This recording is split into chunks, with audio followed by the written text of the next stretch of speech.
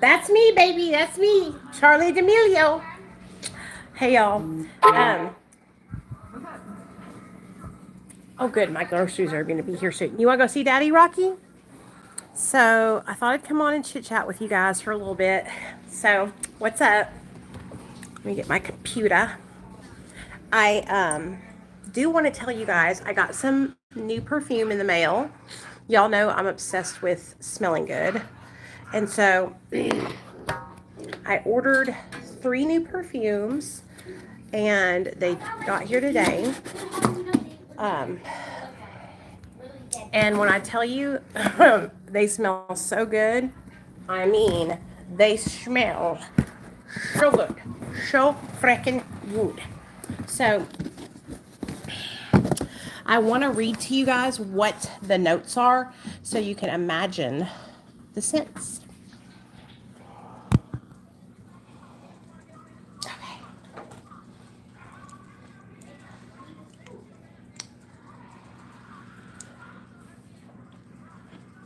Go ahead, Rocky. Go in there.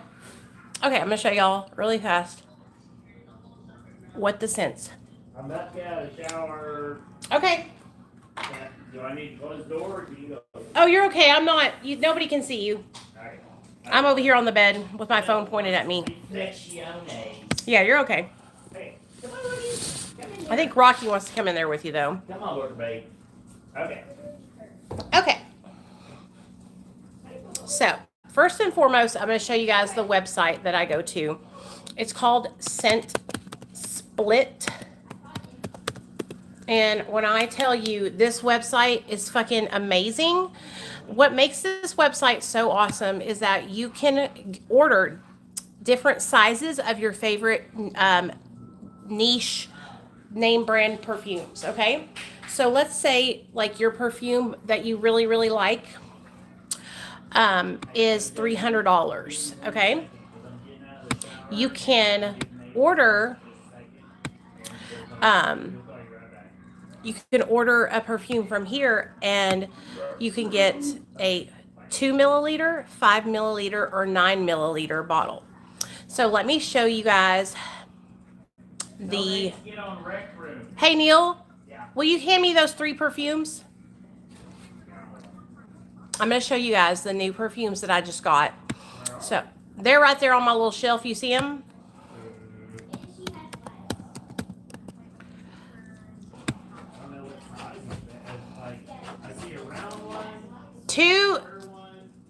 Two small ones and a tall one. Like those? No, I'll get them, babe. I'll get them. Daddy's naked. Look at that white butt. These ones. These ones. And Where did those come from? they're mine too. They're just not the ones. Yeah. Okay. Go away. I'm going away. Okay. Here we go. All right. So, for example, this one is my favorite one. That's why I got the bigger bottle in it.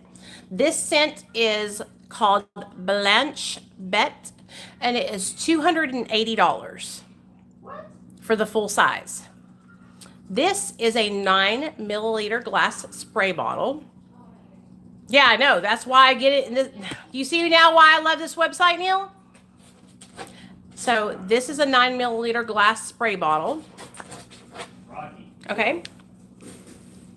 And it's $29.99 for this bottle. Okay, let me read the notes to you so you can imagine what I smell like. Okay? Okay, here we go. Close your eyes. Blanche Bête reveals a milky accord, a true sensation of voluptuousness with a light touch of mystical vanilla and incense. Like a cotton veil, it settles on the skin. Creaminess with a light touch of cocoa.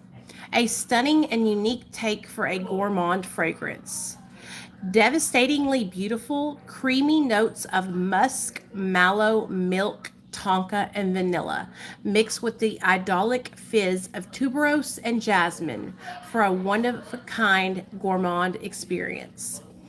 Top notes are milk, mystical amberette, musk mallow. Middle notes are incense, tuberose, and jasmine, and the base notes are vanilla, cocoa, musk, and tonka bean.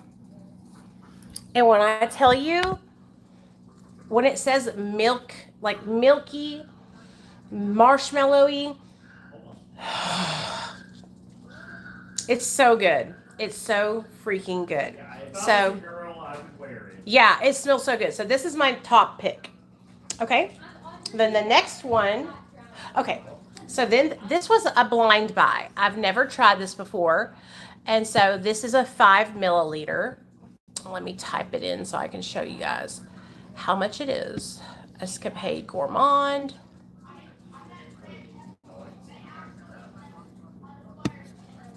Escapade. Okay, there we go. Okay, so this is Escapade Gourmand by Mason Mataha. Okay. And its full bottle is $215. So I ordered a 5 milliliter bottle of it. And let me read the notes to you. Escapade Gourmand by Mason Mataha is an amber vanilla fragrance. Okay? Imagine yourself on a journey amidst vanilla, black sugar, tonka bean, and musk that intertwine, making your presence powerful and comforting. A greedy, appetizing, seductive, and enveloping fragrance reminiscent of the creme brulee of our childhood. Escape the daily routine for a gourmet getaway. Top notes: sugarcane. Middle note: vanilla and tonka bean, and base note is benzoin and musk. When it tells you it smells like creme brulee, it smells like creme brulee. Caramel vanilla goodness. Escapade Gourmand by Mason Mataha. $215 for the full-size bottle. I paid $22 for this little spray bottle. And it's a spray bottle. That's another thing that I love about it, is that these bottles are all spray bottles. Next on the docket, Sugar Kisses. Okay. Sugar Kisses. Let's look this one up. Sugar Kisses, but Sugar you like it, right? Kisses. Okay. Sugar Kisses by Lorenzo Pesgali. Full size, $175 for the bottle. Okay, here we go. Sugar Kisses by Lorenzo Pesgali is an amber vanilla fragrance. Are y'all seeing like a similarity across all these fragrances? Vanilla, sweet. What could be than a happy little girl's smile for her gift? A gift made from the heart. The big heart of Lorenzo Pescali. A perfume to little Sueva, I guess that's his daughter, the day of her 8th birthday. A gourmand fragrance that portrays with this harmonious olfactory symphony the most beautiful and pure characteristics of childhood.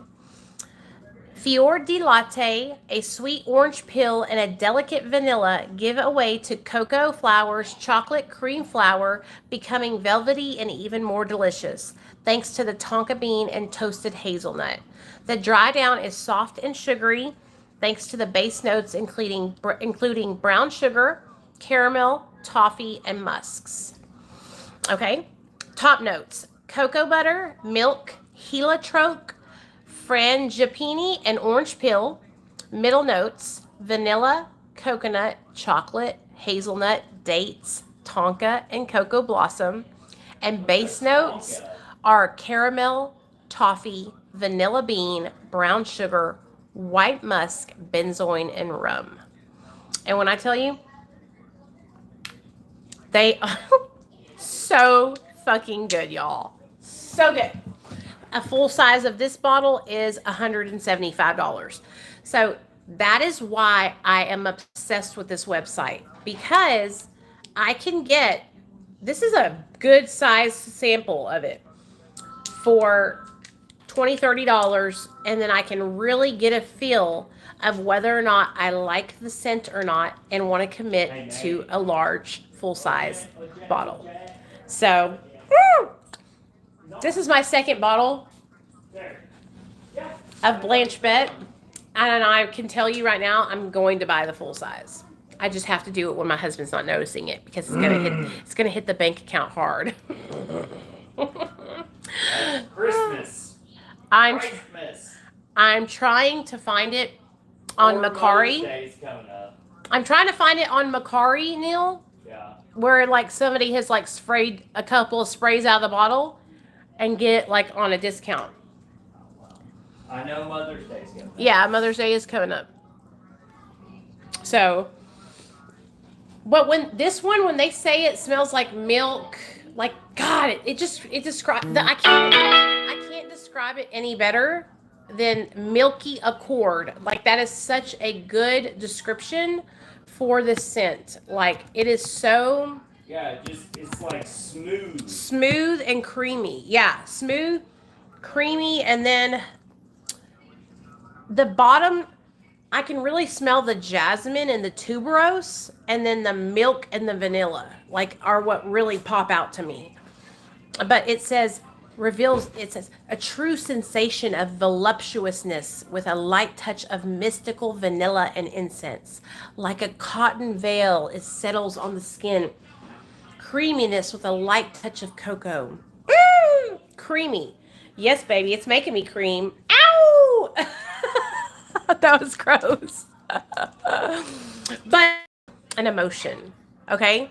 So that's what the kind of scents that I like. I like to smell and it make me feel good, you know? So I'm going to order Neal a couple of bottles because he's getting jealous because I got all these bottles coming in and he's like, what about me?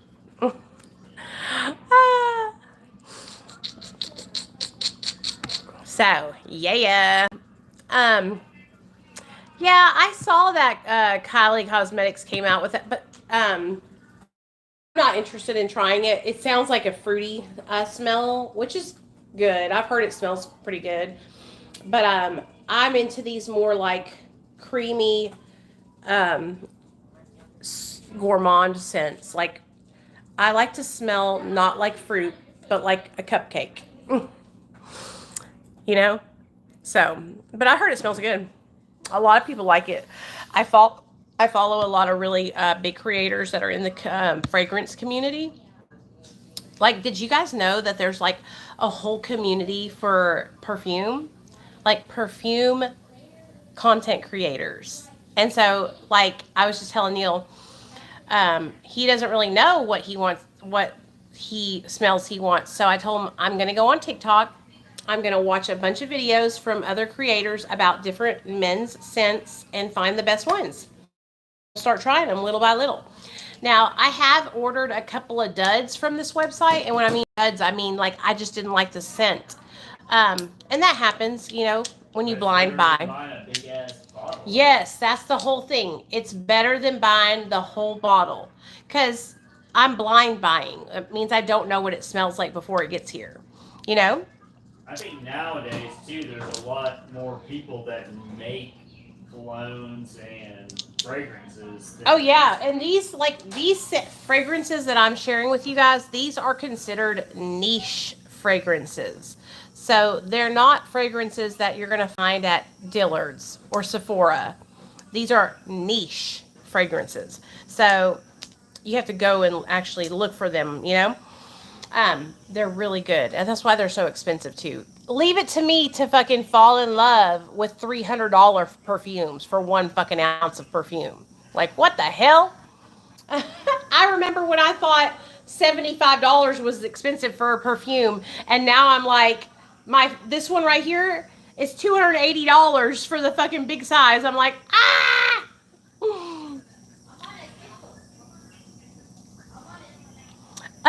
Hey, Blonde Jess. What's up, girl?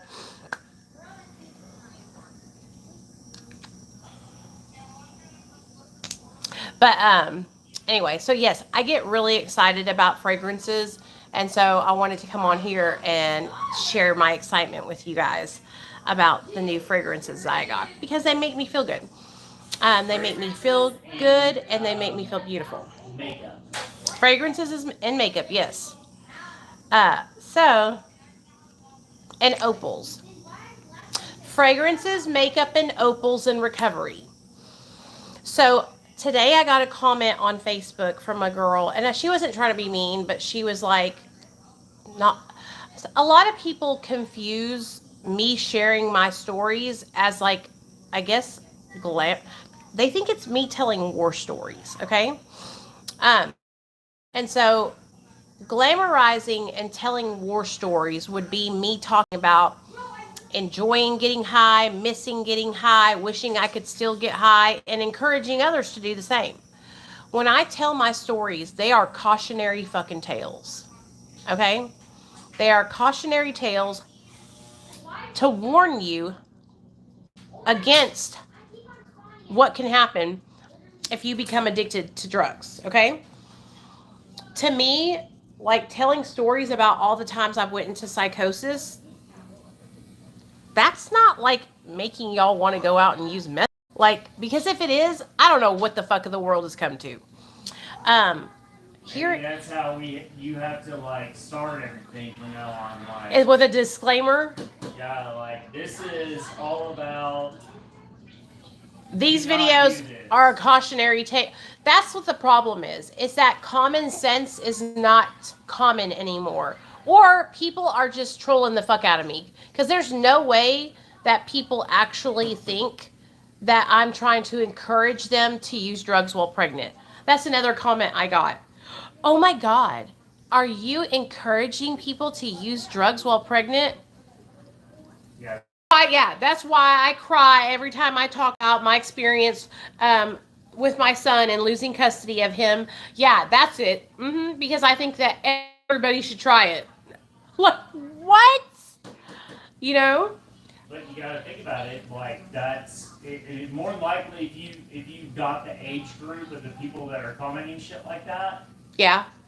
It would probably not be the age group of people that have children. Yes. It would probably not be the age group of people that fall in our like category of people that have gone through being Addicted. like, addicted and gone through a bunch of rehabs and through all the shit that we've gone through. So, you know. Sometimes what will happen on YouTube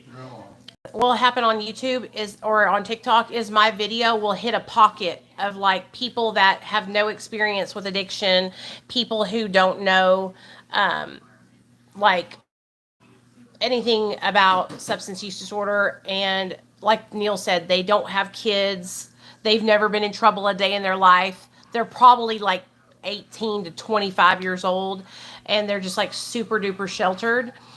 And I'll get those comments from them like, oh my God, are you encouraged? Like, no, no.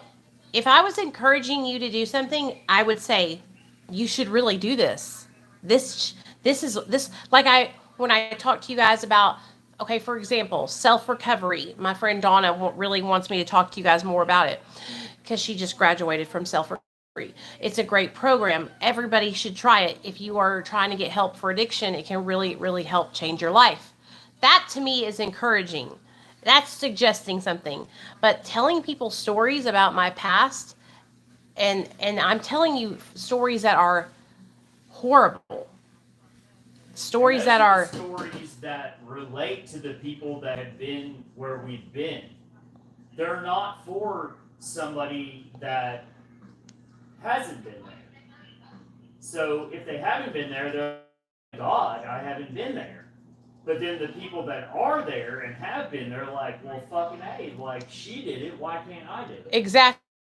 Stories are for people to gather inspiration and to gather relatability, to be able to look at me and say, they're for the person who's sitting at their house right now smoking meth.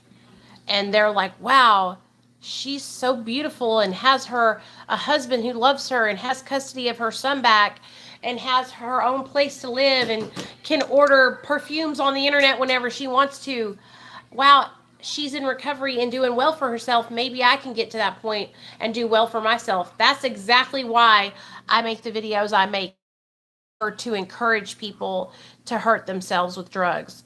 I want people to watch my videos and think the opposite. I want them to say, I don't ever want to use drugs if that's what's going to happen to me. You know? Come on, like And they have what's so much. dumb is that anybody that watches your videos, if they really thought Thank you, that, Amanda. they are trying to fuck with you because none of your videos Come across as Yeah, glorification. like, hey, let's go get high. I'll meet you at so and so. Like, no, that's fucking stupid. It's just assholes. I mean, there's assholes out there. Yeah. So, And that's what I believe that a lot of people who comment and say those kind of things are people who are just trying to fuck with me or get a rise out of me, or they're the rats. or You they're know, jealous. they're jealous. And They they're see me upset. thriving and surviving, thriving and like actually not just surviving, but like moving forward in my life leaps and bounds. And instead of being excited for me and proud of me and encouraging, they get angry and jealous and mad. And I'm not one of those kind of people that comes online and like tries to be flashy about things that I do. Like I really try to share like things in a way where I want people to like this website. I want you guys to know about it because you can get really expensive perfume for very, very cheap. And it's amazing, right? Like I want to help you to get a good deal. And so I try not to be flashy and like rub stuff in people's faces and stuff like that. And so when people say things like, oh, you're always telling war stories, you're glamorizing addiction, it shocks me. It shocks me because I think, is that really how my content comes across? Is that it's cool to use drugs? Because if that's the case, then I'm missing the fucking mark. If that's the case, I got to go back to the fucking drawing board. Because, but like I said, I think I know I think those are just the ones that stick out because they're the negative comments. right. Yes. Yeah. Because and you like don't. No one ever wants somebody to be like, I don't like what the fuck you're doing. I mean, of course those are gonna stick out. yeah, and I also don't ever want to make anybody feel like I'm trying to encourage them. You know, like I have been posting a series on YouTube and TikTok of old paraphernalia and drug ads from the 1960s and 70s, and it's fascinating to me to see how lax society used to be around different drugs, especially They didn't cocaine. realize how addictive they were. Yeah, like there's so many different like things that you used to be. Thanks, Amanda. I appreciate that. I love how people comment like they have so much knowledge because it's part of your recovery. Talk. No, right, Jamie? What it is? They see that one TikTok and they think that's what you're about instead of looking at your content. Yeah, they totally look at one thing and then just judge me off of that whole entire thing. Which, you know, I understand like first impressions are everything, but like I'm really trying to hit a certain group of people. Like I'm really trying to connect with, like I said, the woman who is at home with a needle in her arm and she's 7 months pregnant. I want that person to see my video. And I want them to know that I used drugs while I was pregnant and I turned my life around and I got my baby back. And my baby is smart and healthy and almost 10 years old. And I'm healthy. My husband's sober. And I want people to see because I remember when Nate first got taken away from me, I didn't think I was ever going to be able to get him back. It was very horrible, that experience. Um, I felt like I was never going to see my little boy ever again. And uh, Yeah, we were at the mercy of other people, even though those other people and the other people that we saw in the groups that we were in were so far gone compared to us. yeah, And it was like, what the fuck is going on? Why are we being penalized and why are we being like the worst of the bunch when we're not the worst of the bunch? it was really hard for me and Neil because when Nathaniel got taken from us, we both had full-time jobs. I was assistant manager at McDonald's, and Neil was working at Kimberly Clark. And so we were both working full-time jobs. My mother and father-in-law would watch Nathaniel while we would go to work. And we had just taken over the house payment at my mother and father-in-law's house. They had moved out into a brand new home, and we were on our own in this big giant house, both working full-time jobs. And when Nathaniel got taken away, it wasn't because I dropped my son on his head. It wasn't because they caught me using drugs in the car with my child. It was because my friend who shot meth with me got mad at me and called CPS on me out of spite. Now that one dude's on TV, that's to hurt me. And so that's what happened. And the reason why my son got taken away was because I admitted to CPS that I had a drug problem.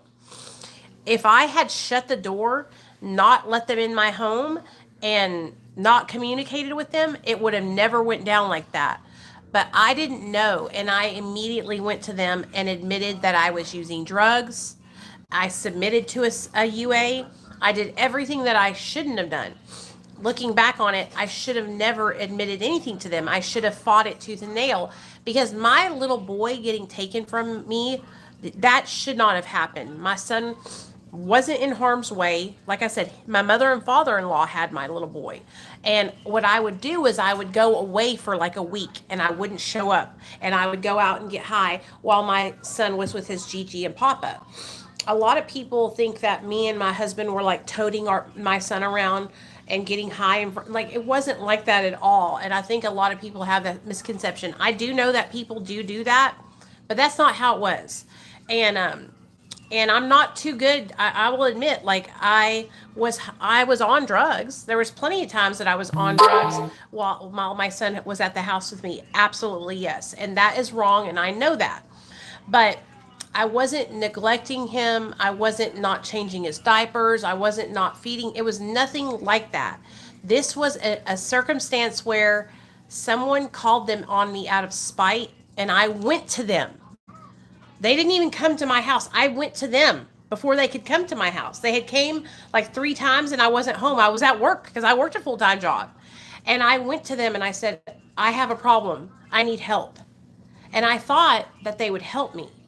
I thought that by going to them and admitting that I had a problem, that they would allow me to give my son to my mother and father-in-law and I could go into treatment and get help.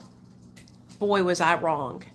I should have never ever went to them, because they didn't want to help me. They wanted to take my son away from me and give him to another family.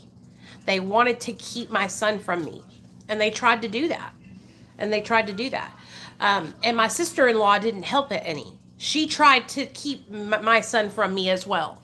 And so that's why me and my son denied her access to me and my husband denied my sister-in-law access to my son, because she was in cahoots with CPS trying to get my son kept from me. So, when Nate got taken away, I did that. I went to them and told them I needed help. And so imagine my surprise when I'm in treatment and I have told CPS, I have told the courts. At DHS. I told the courts I want my son to go to his mother, his grandma and grandpa. Imagine my surprise when my husband calls me in treatment and tells me that they're not letting my son go with his grandmother and grandfather, and that he has nowhere to go, and that they have him in a respite home. They didn't have anywhere for my son to go for 3 weeks. He was in a respite home for 3 weeks. And so it was fucking horrible. It was horrible. And every time we would go to parenting classes, me and Neal would be in there, straight-laced, both working jobs, fucking There'd be gangster weed motherfuckers. people in there smelling like they've been fucking smoking weed all day long, fucking nodding out. They came in late. They'd be like, are we in the right room? Motherfucker, yeah, you're like 30 minutes late too. Yeah, coming in late and all this shit. And it was just it was crazy to be me and Neal and looking around the room, and we're like, why we shouldn't be here. We shouldn't be here, you know? And we jumped through hoops to get our son back. And they tried everything they could to keep him from us. And we fucking fought. We fought and we got him.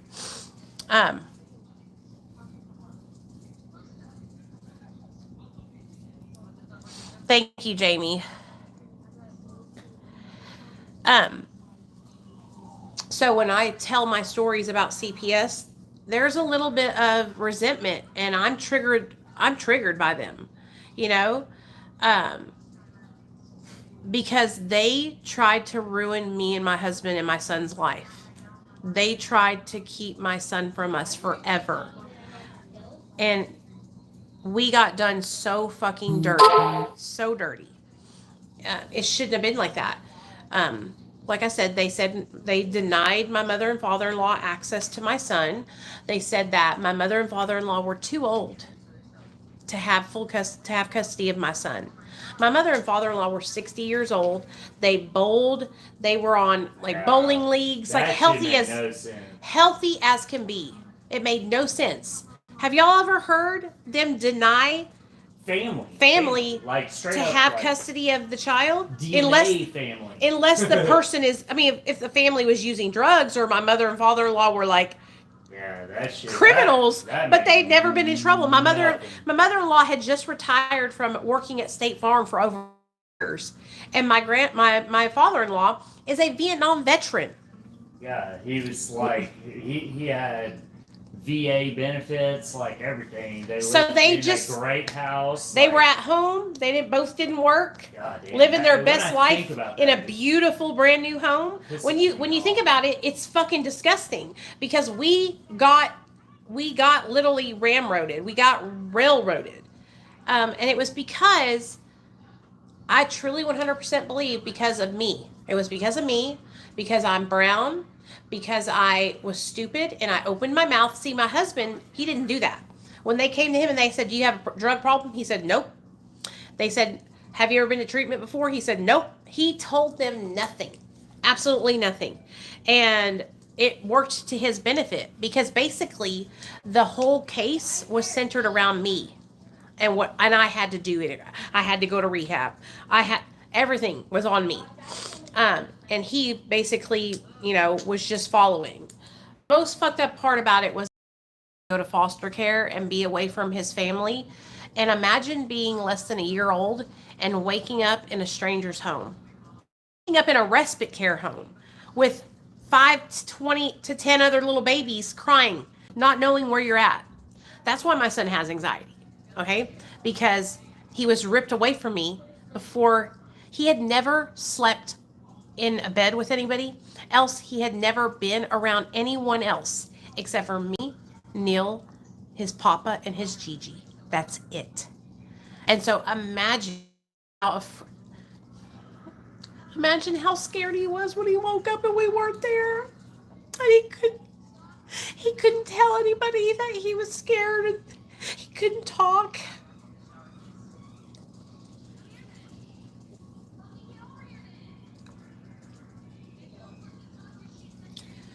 Every time we would have visitation, I would cry hysterically. I couldn't stop. Our groceries are at the front door. We grab them, babe. It's just a couple bags. Every time we would see him for visitation, I couldn't stop crying. So every time, yeah, you remember he didn't want to come to me. Yeah, because I couldn't stop crying. Like he has a better relationship with me, and that was weird to me because I felt like we had the same relationship because we've been with our son the same amount. Yeah, it's because I couldn't stop crying and he was scared.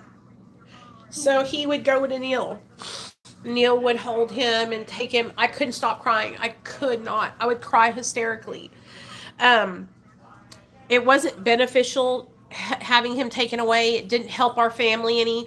It didn't do anything, right? Except for hurt my son. It didn't help at all. It hurt my child. By any means. And it was absolutely tragic. It was tragic. And so, I couldn't stop crying. Nate was scared. Neal would go see him. I had to stop my visitations. I was in treatment at the time, and I told my caseworker, I have got to stop. I can't see my son until I get out of treatment because every time I see him, I'm getting hysterical, and it's not helping. It's hurting. And so I stopped my visitations, and Neal just went. Neal was going 2 times a week to see Nate, so that way I could just focus on my sobriety and staying sober. Um, and I got really focused. I got back on track while I was in treatment, and then I came out of treatment and started being able to see Nate, and I stopped crying. I was able to like control myself then, and it was so fucked up, man. It was so fucked up. But a lot of people get angry at me because I say that taking people's children away isn't the answer to helping them with substance use disorder. It's actually the worst thing that you could ever fucking do. The worst thing that you could ever do is take a child away from his mother. Okay? A lot of times when a woman is struggling with substance use, the only thing that she can get out of bed for is her child. And so taking their child from them, for a lot of time, it ends up hurting them and making them go deeper into their addiction. Of course, I chose to not do that, and I chose to get sober and to work my ass off. But a lot of women choose, and fall off. And it's just so fucked up. So when I see comments from people, the Reddit rats who are fucking always posting about me online, when I see you pieces of shit talking about calling CPS on me, like you are sick fucking piece of shit, cunt, bitch. Okay? Do you understand how when I tell you, it makes me sick. It makes me sick. For those of you guys who weaponize CPS, who call CPS on people just because you don't like what they say online, you are a sick fucking piece of shit. You are a sick piece of shit.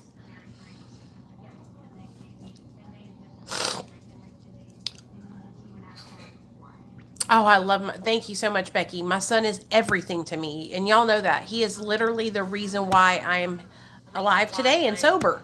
He is he's my baby, and I love him so much. I want to show you for those, I don't have memberships on my channel, you guys, but I have Patreon. So that's where, if you really want to support me, you can through my Patreon, and I'm going to put it here in the comment section for y'all.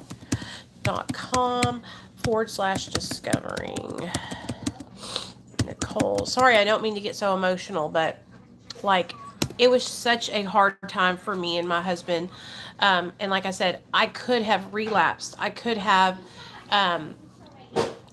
chose to use substances and never gotten sober again. And I've said, I've seen so many people that happen to so many people, and I know how hard it is. I know what it's like to lose your child, and it's the worst thing. That's why it's not a game to me. Like, threatening and calling CPS on people because you don't like them, it's not a fucking game. Like, it quite literally can ruin someone's life, And so it's not funny to me. It was the worst pain that I've ever experienced in my whole entire life. It really, really was, you guys.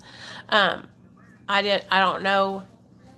Me and Neal, like I said, we jumped through hoops. And then after we jumped through all those hoops, CPS tried to say, they're still trying to say we didn't do it right. That we didn't do it right, and that because we were on Suboxone, we shouldn't get our son back. That we needed to be off of Suboxone for 6 months before they would give us custody of our son back. Yeah. We had to bring doctors in. We brought the fucking thunder too, because they were just like, yeah. We went in there and we said, bitch. I think the judge was the final decision. Yeah. She was like, you know what? These folks are doing what needs to be done. They have a problem, and they found a solution, and we were telling is the solution for the majority of the people that have a problem with drug addiction and like just any type of drug addiction. I felt like, but either way, they ended up like doing what was right, and I appreciate that, and I don't ever want to go back. Yeah, they ended up doing the right thing and giving us our son back, but. Remember, it was like a really scary experience because I don't even know if that ended up being like a precedent case. To me, I felt like it could have been because we might have been the first. We should look into that. We might have been the first, like, parents that got their child back through using Suboxone or using some sort of like drug, whether they want to call it a drug or not, but like that, we weren't abstinent, I guess, according to what they were saying, but to us, we were sober, and it worked, and the judge thought it worked, and we won. So who knows? Like, if we look back at that, that might have been like one of the first cases that a judge decided that we were sober to take our child back. Yeah, the judge knew that we were sober as fuck. I could see that she listened to what we were saying. And like, I remember when the ad litem was trying to fuck me over on drinking, and I was like, I don't drink alcohol. Like, and she was like, well, blah blah blah. I can't even remember what she said, but she hung you up on a question. She asked. Yeah, she and said, I was like, she old said something about to drink, but I don't drink. Yeah, you said I'm old enough to drink, and drinking is not illegal, but we don't drink. And she's like, Yeah. so you are an alcoholic? And we were like, what? Yeah, it was like so fucking far off, and I was like, no, that's not what I said. I said that it's not illegal to drink, but that's not what I'm here for.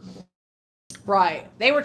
This ad litem, our attorney ad litem was such a bitch. Like, when I tell you, she was a fucking bitch. Okay, and remember that one time she didn't even show up for that meeting that we had at the. It was like at the courthouse, but it was in their like little things, and they were like, "Well, we didn't even know y'all were gonna be here." And we're like, "What do you mean?"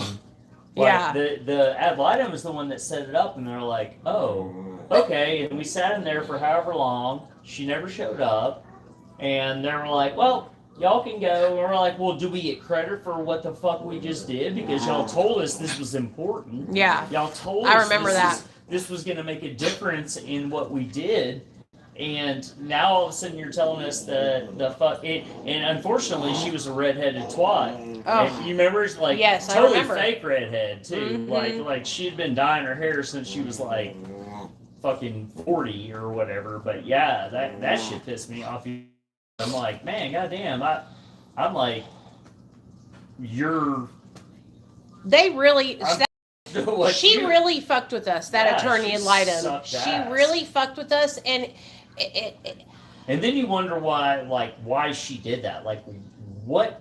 I think it's because your sister. I think your sister went to her and said some fucked up shit about us. I think it was a lot of stuff, but it didn't make any sense that that lady was so hell bent on taking a just turned 1-year-old. Like, why? Like, because he was young and white. Yeah, I understand that. And they can adopt him out and get money for him. I just really wish I knew what the background of it's not like we gave them any hell. It's not like they came and took my son and I didn't get sober and I went on a bender and like, none of that. When I tell you that we complied and we fucking did everything to the T, like we were perfect model citizens, model CPS citizens, okay?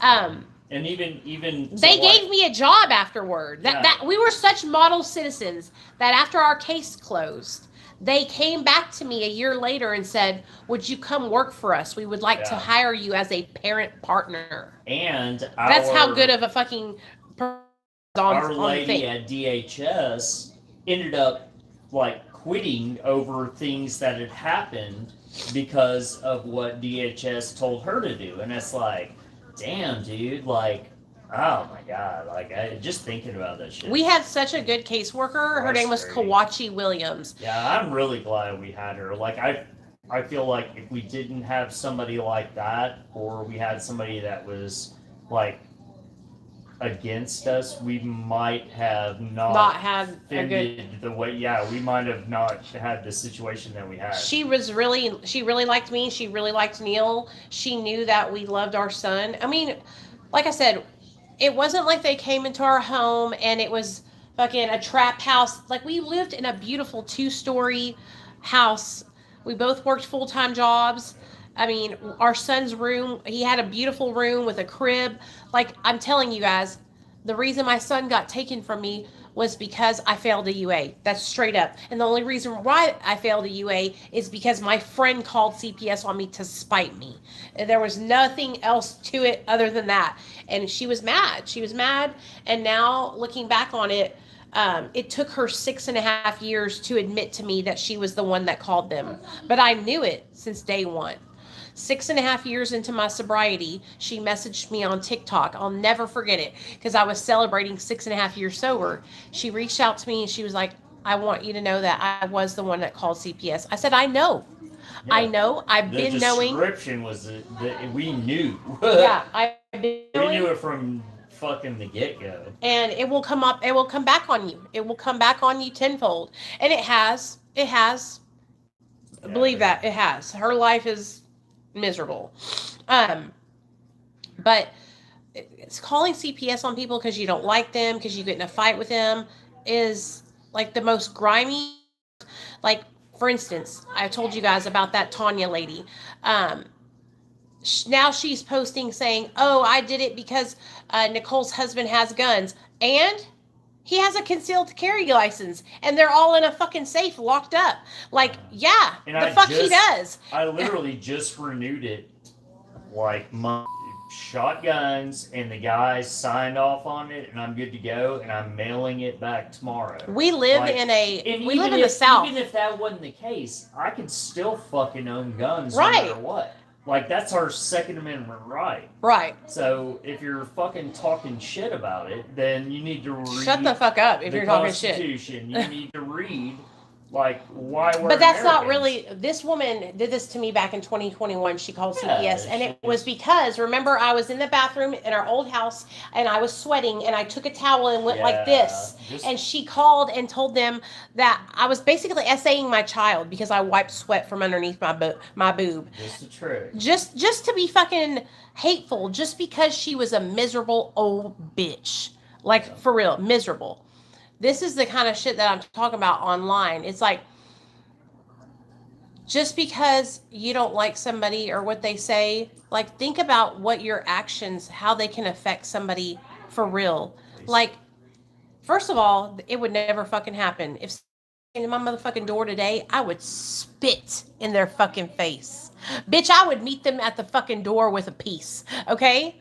They would never come through here. I wouldn't even fucking talk to them. They could suck my dick. I wouldn't even say hello. I wouldn't even... No interaction. But let's say for some odd reason there was an interaction.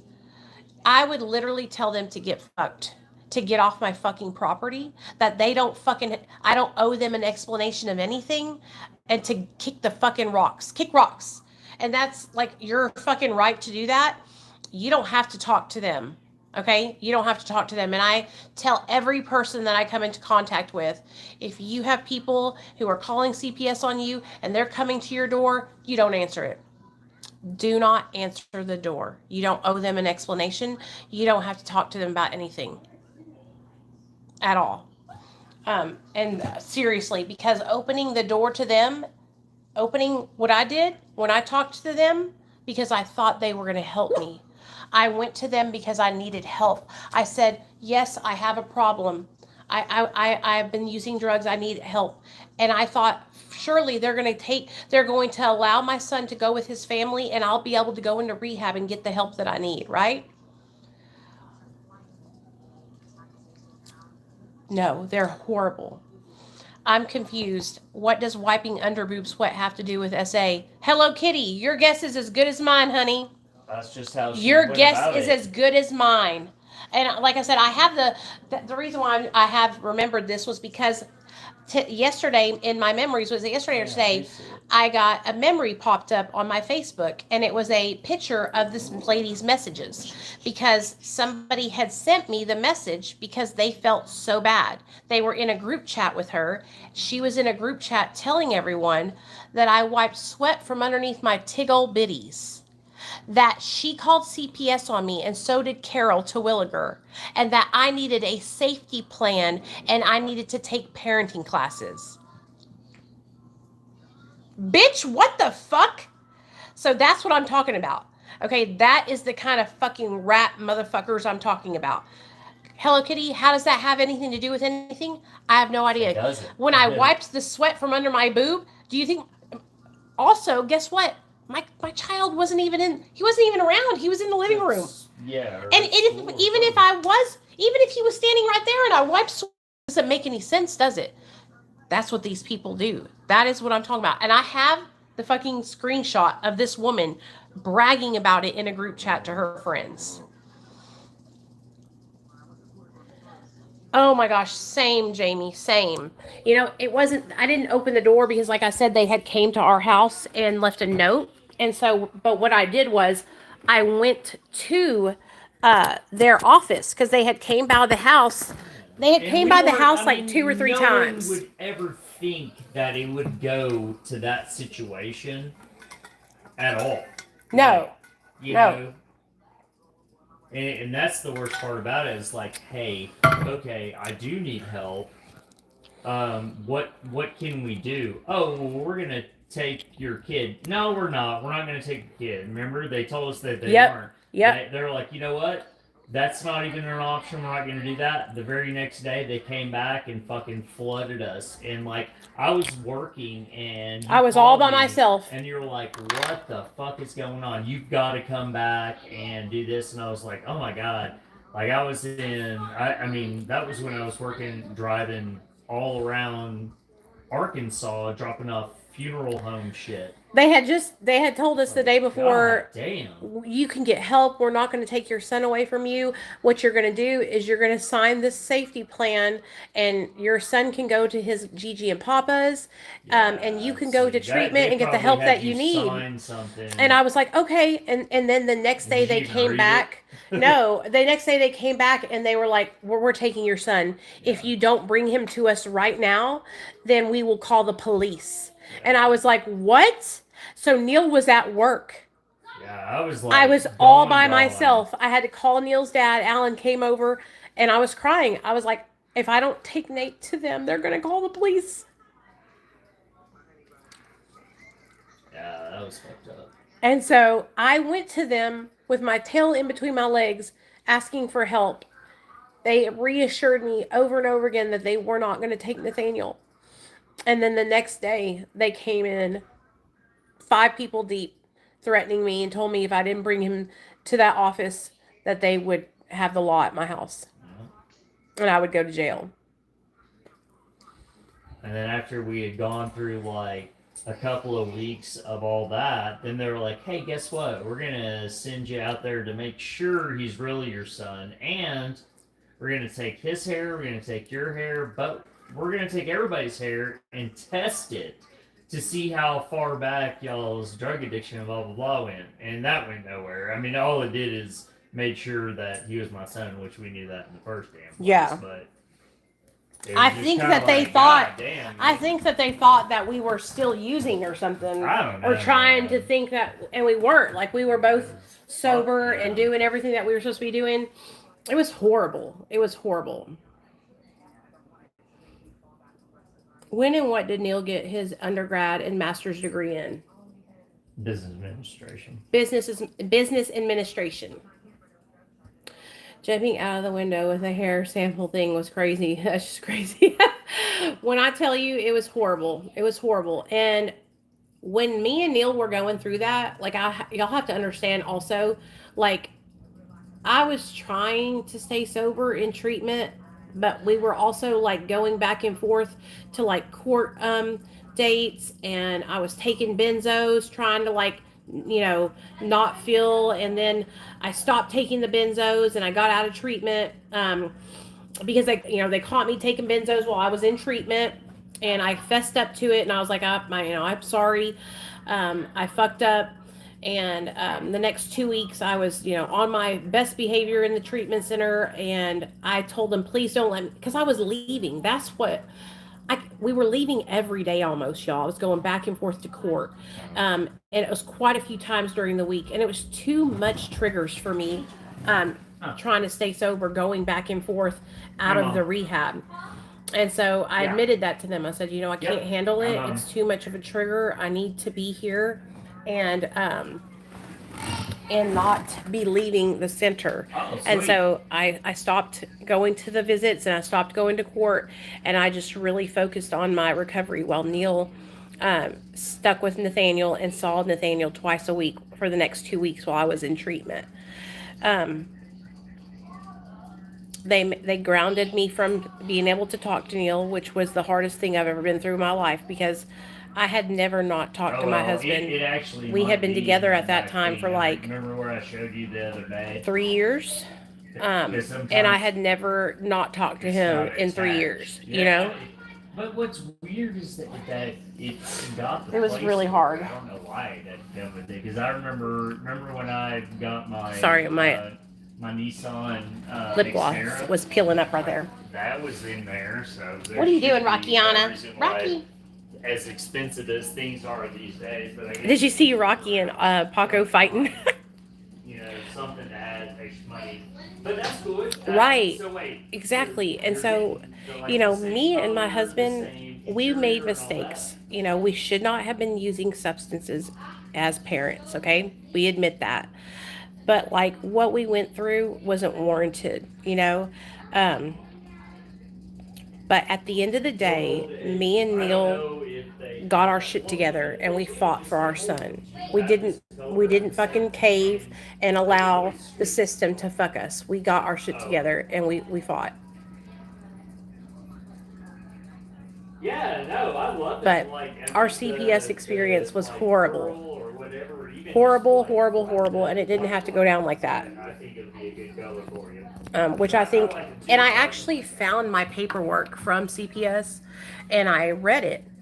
It's on my TikTok, and I read all the paperwork, and you can see in the paperwork where they're basically like building a case against me, and I didn't even know it.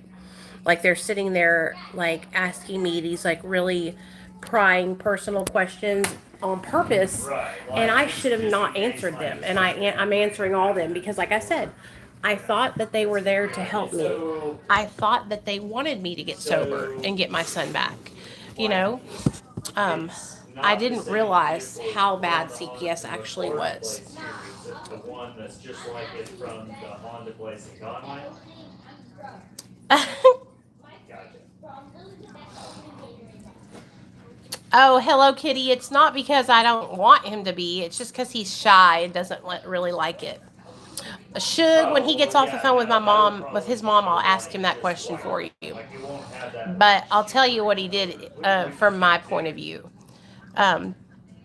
When me and Neal met, the thing that really, really won me over, right, was we were hanging out, and we were all going to go to the gas station and get something to eat. Get some food and some drinks and some snacks. Oh my gosh, y'all. Look, somebody's got the zoomies. You got the zoomies? Or he was. You should see him. He just did like 3 laps, y'all. Rockiana! Nope, no shoe. Come here.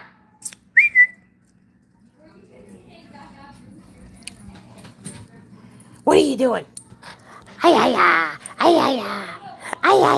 Do you want to show everybody how you can go get your toy? Oh, give it to me, Snickle. Give it to me. Let's show them what you can do. Here we go. Good job. You coming? He's such a little. He's such a little shithead. I doubt it was even that deal. Um, Okie dokie. such a little Well, toot good. toot. I'm glad you got the same. Oh yeah, people, you got my the son knows that he was taken from me. and, He already you know, knows. I mean, that's how He also knows that I'm in recovery from drugs. He knows that I've been to prison. My son is almost 10 years old.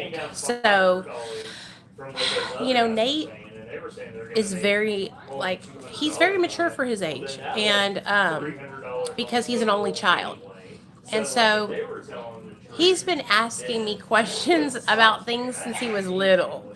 And so he's probably known about it since he was about 6 or 7, about me being in recovery and losing custody of him. So he is fast as lightning, honey. Hey Ryan, thank you. I appreciate the compliment, honey. But okay, well, good. I'm glad. Oh, thank you, Saeed. I really appreciate that. Love you too. You're welcome. Absolutely, Jamie. Absolutely. I don't hide anything from Nate. Like he's very smart, very, very smart, and he understands addiction. Hey, everybody wants to know, how did you win? I opened the door From your for perspective, you. tell it. No, I do remember. I remember when.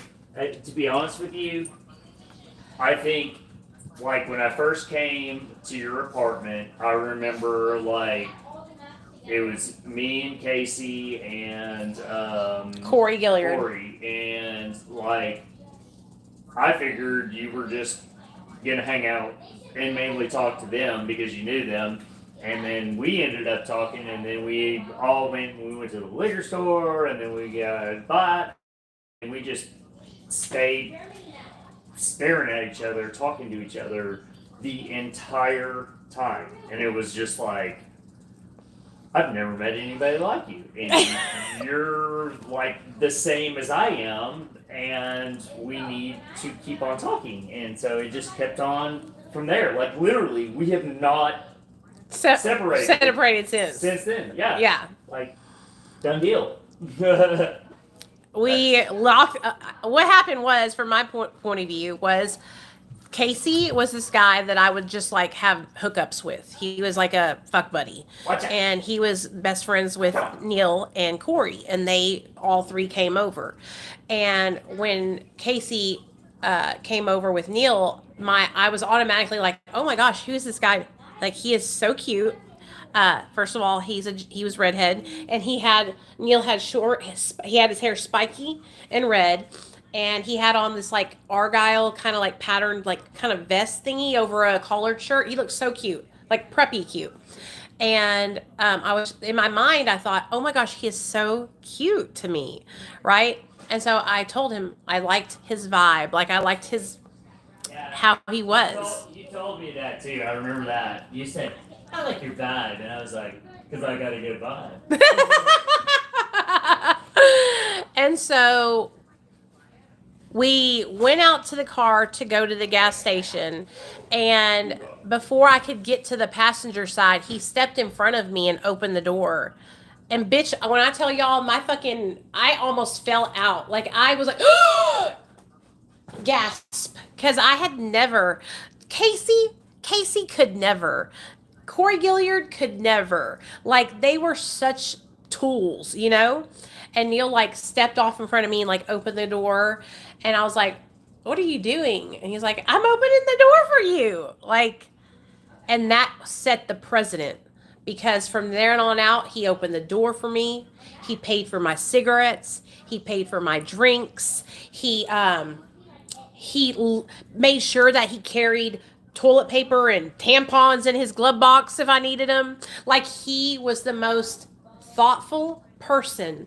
He anticipated my needs before I even. And that was a big deal to me, because that's what my dad always told me a man was supposed to be like for a woman.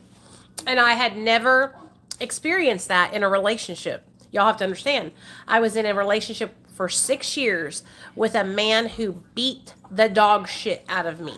Okay?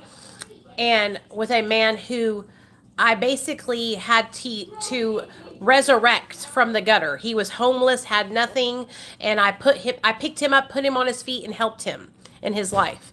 And then the man that I was with before that, my high school sweetheart, Robert, was just my high school sweetheart. You know what I'm saying? It was like puppy love or whatever.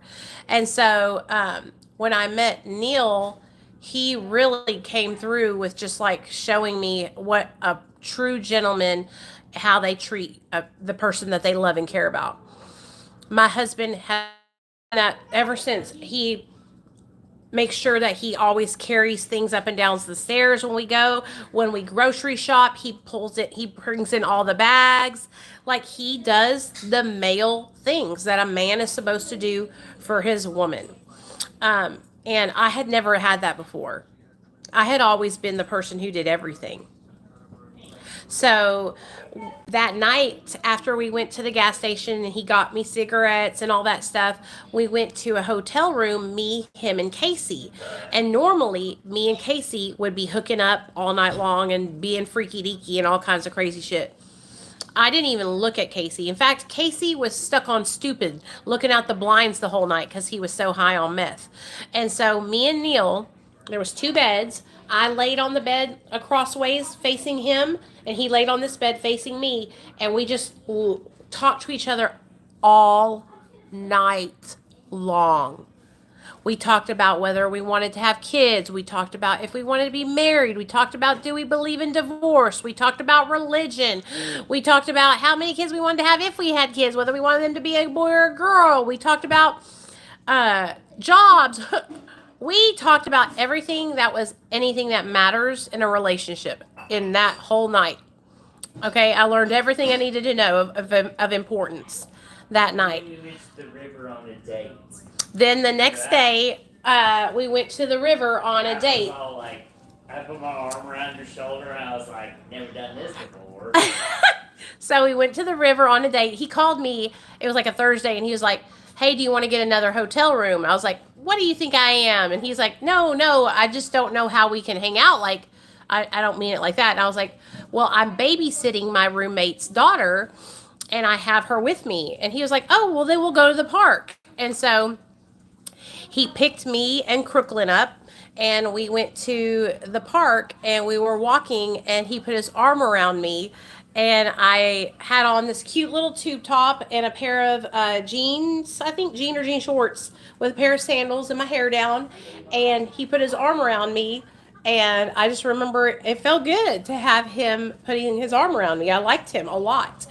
And he started staying the night every night after that. He stayed the night, and we were sleeping. Y'all have to understand that I was living on my best friend's couch. Or my best friend. I was living on my friend's couch. My friend Hunter came into Kroger one day and was like, me and my girlfriend are looking for a roommate. Do you know anybody that needs a roommate? And I was like, I need a roommate. And he was like, okay, it's $400 a month. And I was like, okay, can you make sure that you get me to work every day? That was the stipulation. And he was like, yeah, we'll get you here. Because my car had gotten impounded and I sold it. So I was like, okay. So I moved in, and my bed was the couch. Okay? That's where I slept. So every night Neal would come over and stay the night. We'd push both couches together and make one bed. And he was there every night with me. And I'll never forget it. It was about the squirrel. Remember the squirrel? Yeah, I can find. There was this one night he stayed the night, and we were sitting there on the couch watching TV. That motherfucker, like, it had a baby somewhere. And there was a squirrel that it had to be rabid. It had to be, or it had to have had a baby somewhere. Because when I tell you guys, it was coming after us. Yeah, we were stuck out of their little storage center, and yeah, that thing, there was something going on. It was so crazy, dude. Okay. We had a recording on like a Nokia phone. I have it right here. I'm fixing to show it to them. Bullshit. I have it on my old Facebook. I sure do. Oh my god. Yeah. It's so fun. But he would stay the night with me every night. And so, oh God, did I put that right? Oh, never mind. That's the wrong one. Okay, never mind. I guess I can't get into it on here. But anyway, he was staying the night with me every night, and so I remember it had probably been about 3 or 4 weeks, right? And I knew that I really liked him, and I wanted to like go steady. I wanted to be his girlfriend. I didn't want him to talk to anybody else, and I didn't want to talk to anybody else either. So I called him on the phone that day, and I said, "Hey, listen, I need you to not come over today and give me some space." And that's all I told him is I just needed space. Oh my gosh, you guys, that really bothered Neil. He did not like it that I was. He thought that I was having somebody else over. He thought I was seeing another guy. And so it was really late that night, probably like midnight. You know what I was doing? I was going through my phone and calling every booty call because y'all have to understand this. I had been single for 6 years. Okay? I had been single for 6 years, and when I tell you I was living the single life, I I was living the single life. You know what I'm saying?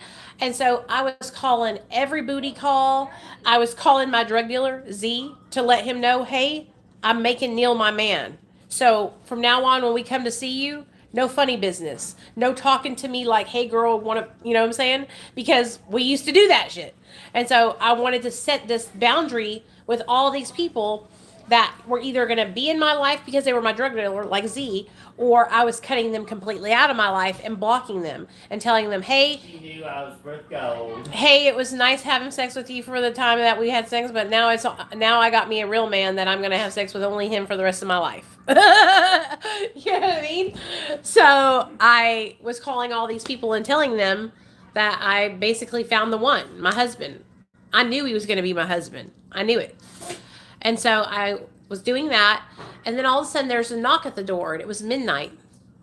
I look out the peephole, and there's Neil with his little Jetta. Y'all remember Jetta? Had his arms, and I said, "What are you doing?" I opened the door, like, Neil, what are you doing? And he was like, "We missed you," and I was like, Neil, like, you can't be doing this. And I opened the door so he could see inside the apartment because I know that that's what it was. He thought that I had some other guy there or something. I was like, nobody's here. And so I got upset with him, and he ended up leaving.